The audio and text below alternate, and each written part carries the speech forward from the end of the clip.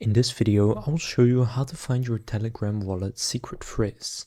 So to find this, just go and open up Telegram wallet, and then in the top right, click on the three dots, and then here click settings. And then what you want to go and do is first just turn on ton space, which you can see at the top. Once you have turned that on, so you have toggled it on, you can go back to the home screen. And now here above dollars, you can see it says ton space. Now for you, it will look slightly different, but just go and click ton space. And then here you can enable it. And then you can go and back up via email or manually. And then after doing that, you can now click view ton space.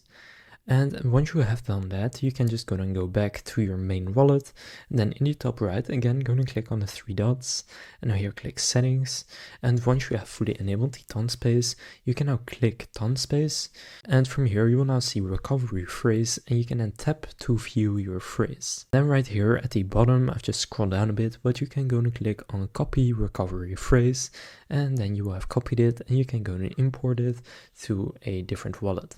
So now you know how to find your Telegram wallet secret phrase.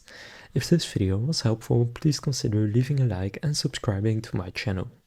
With that being said, I will see you in the next video.